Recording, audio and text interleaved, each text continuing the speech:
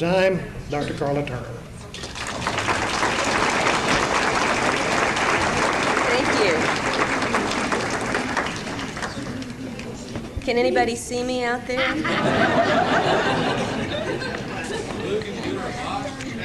I need a Coke carton, somebody to stand on here. All right, how about sound? Are we okay on that? Well, before we get started, and someday my eyes will actually get used to this and I can see who you are out there, I just want to mention something. I haven't been able to sit in on many of the presentations so far because I've been working out front.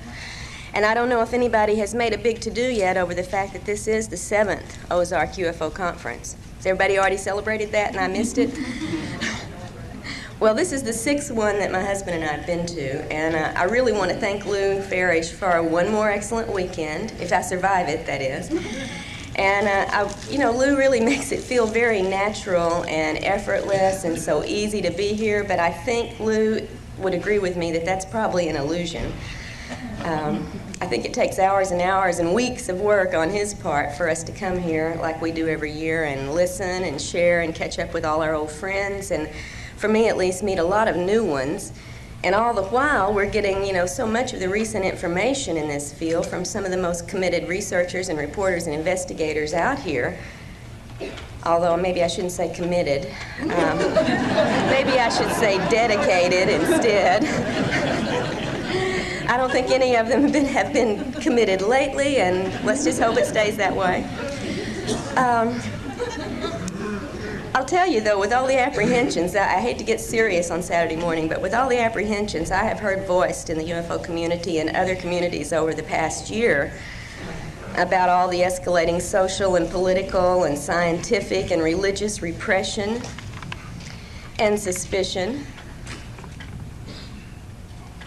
and polarization, and even fears of some new incarnation of totalitarianism, though, you sort of have to wonder just how long we're all going to be able to continue to do what we're doing this weekend and to research and report and educate ourselves and others about the real nature of this phenomenon. So let's all take advantage of it while we have the opportunity here. Many of us attend a number of these conferences, and I think we read a lot of the relevant books in the magazines and journals, and we have a great network of friends and connections all over the country, all over the world, in fact, with whom we share information. And I just want to say, no matter what our differing views may be about the ultimate nature of this phenomenon, I think we all must agree we're living in a very exciting world and a very exciting time. We all feel this. The more involved we are in the field, the more deeply we feel this. But the truth is that the rest of the world isn't watching what we're doing. I would remind us all that the UFO community is very small. It's very isolated from mainstream society in a certain way, although we're all out there right in the middle of things individually. And the things that we take for granted, most of society takes for science fiction, or fantasy, or hoax. And they pay very little conscious attention to us. Now, the reality of this phenomenon is not part of their perceptions for the most part, and until it is, I feel that we have a strong obligation to try to do something about that. As an abductee in a family of abductees, I know that it's real, what we're dealing with. As a researcher and a reporter about other people's experiences, I know that it is widespread, and that more and more people every day are becoming aware of just how real and pervasive and globally important this agenda of improbable contact and intrusion must surely be. I think the nature of this phenomenon admonishes all of us to become researchers and reporters, and most of all, educators. The whole world should be watching and listening, don't you think? And we need to do it. That's our job. But instead, right now, as we're meeting here and delving into so many different aspects of this field, most of our friends, our families, our co-workers remain in that blissful state of unawareness. So we all have a job to do. But that's not to say that no one out there is listening and watching, however, and one of the things I want to discuss here is the information about those folks who are paying attention to us, our own government, which we will get to a little bit later. I'm going to be very limiting on the topics I discuss here because I could talk the rest of the day on the 2 books and the information that I've been fortunate enough to learn from the people with whom I've been doing this research. And I'm not going to do that to you. It's Saturday. If you were partying last night like I am, the sooner we get to the cartoon and get out of here, I think the more rested we'll be for the things coming up the rest of the day. And there's some extremely important talks going to be going on later. But I'm going to limit my talks today to just a few topics that I feel are crucial. And these include the use of illusion and deception in the UFO and abduction scenarios, and also the nature of some of the physical procedures which abductees report experiencing during these encounters.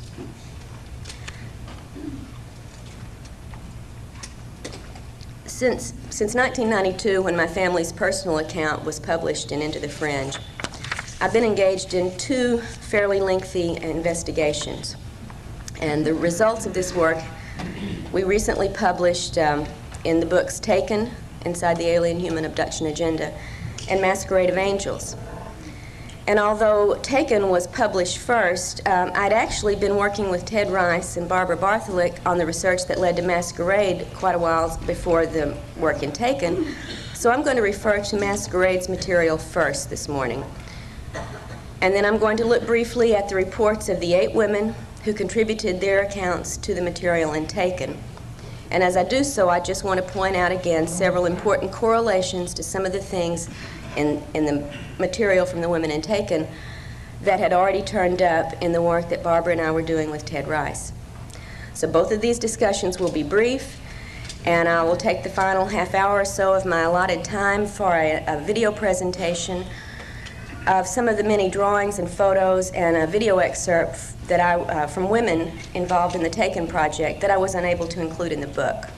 That's one of the things I really wish we could have done, was to include a number of these illustrations. So I'm going to do that today to try to make up for what we were not able to do in the book.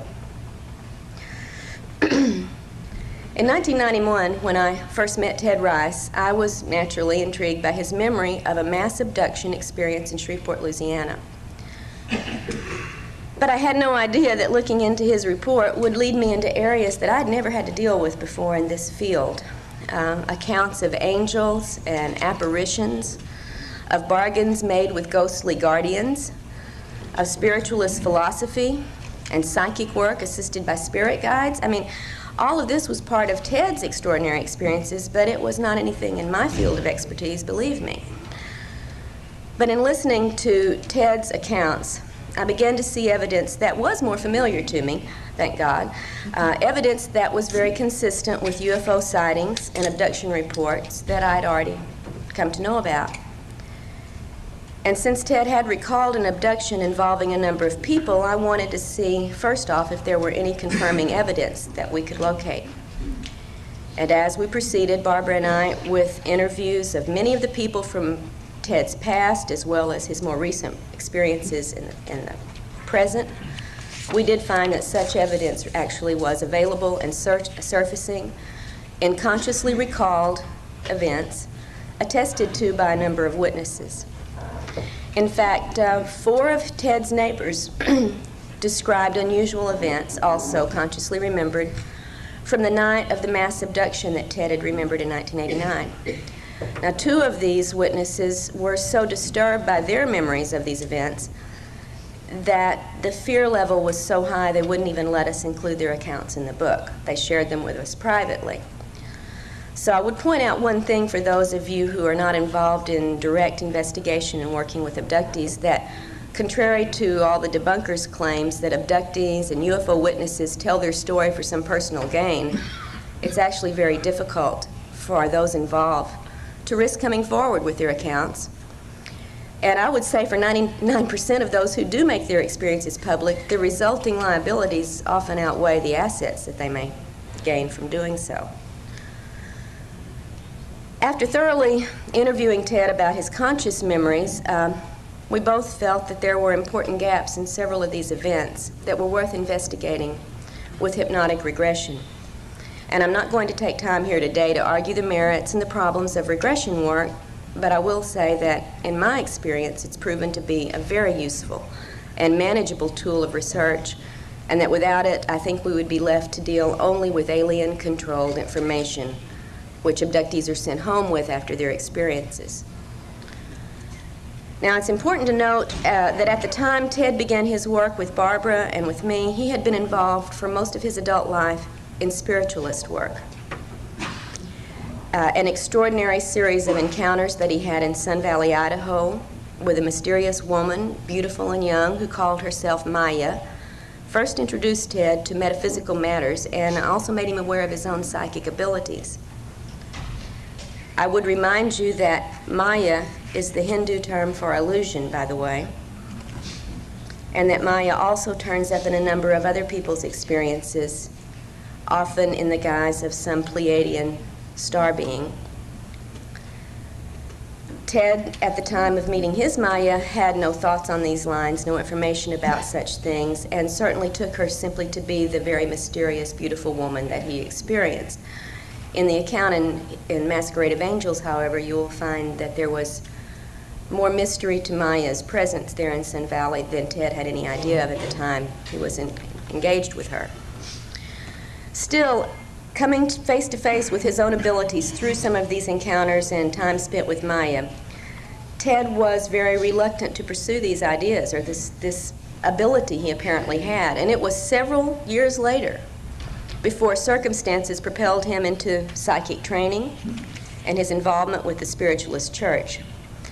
And when he did make the commitment to go forward with this work, Ted went forward full tilt. In fact, he was a co-founder of the church's first congregation in Georgia. And he began doing psychic readings, which he is still doing today. Ted was convinced that the metaphysical understanding he had found was of God, and that his work served God's higher purposes, as revealed to Ted by his spirit guides from the other side. But intermixed with Ted's paranormal events and psychic work were some startling encounters with apparently non-human entities, including, in 1989, of course, the abduction along with some of his neighbors. And at that point, Ted discovered that perhaps a different force had been intruding into his life for a number of years. And this was a force that his spirit guides had never bothered to mention, explain, and that his spiritualist training did not delve into either. So Ted needed some new information, and this led to our contact and investigation. And as it progressed, it became clear that the research into all of these extraordinary experiences could take several years. But after the first 2 years, we felt that the information we had gathered was important enough to communicate it as soon as possible, albeit going on with the research, and we're continuing to do that to this point right now. We stopped and did the material organization that resulted in Masquerade, which was published in 1994. And we have full intentions of following up this report with everything else that Barbara and Ted and I have continued to uncover and are continuing to pursue at this point, as soon as it's feasible to get this material back out to you as a sequel, a follow-up, an ongoing investigation. A full account of our first 2 years of work is found in Masquerade of Angels, but for brevity's sake today, I'm going to focus on only 3 aspects of the alien agenda as it relates to the material that Ted and Barbara and I have had to deal with. The first matter is the intrinsic deception at the heart of this agenda, and that's something that's become clearer with every new report that surfaces. Whether we choose to call it screen memory, telepathic mind control, technological mind control, or virtual reality scenarios, the entities involved in the abduction phenomenon employ masterful illusory capabilities. And I don't think the importance of this fact can be stressed strongly enough. It must affect all of our thinking and our research when it comes to these alien human contacts. In Ted's experiences, for example, there were several occasions where such masquerading techniques were employed, and I could spend, as I said, the rest of the morning just dealing with these, and I'm going to be making very brief references, and hope you'll maybe want to read about the rest of it in the book. One instance involved the appearance of Ted's deceased grandfather on board a craft into which he and his grandmother had been taken when Ted was a young boy. Time, Dr. Karla Turner. Thank you. Can anybody see me out there?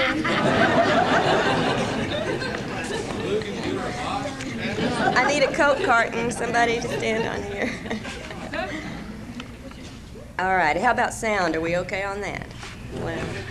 Well, before we get started, and someday my eyes will actually get used to this and I can see who you are out there, I just want to mention something. I haven't been able to sit in on many of the presentations so far because I've been working out front. And I don't know if anybody has made a big to-do yet over the fact that this is the 7th Ozark UFO Conference. Has everybody already celebrated that and I missed it? Well, this is the 6th one that my husband and I have been to, and I really want to thank Lou Farish for one more excellent weekend, if I survive it, that is. And, Lou really makes it feel very natural and effortless and so easy to be here, but I think Lou would agree with me that that's probably an illusion. I think it takes hours and hours and weeks of work on his part for us to come here like we do every year and listen and share and catch up with all our old friends and, for me at least, meet a lot of new ones.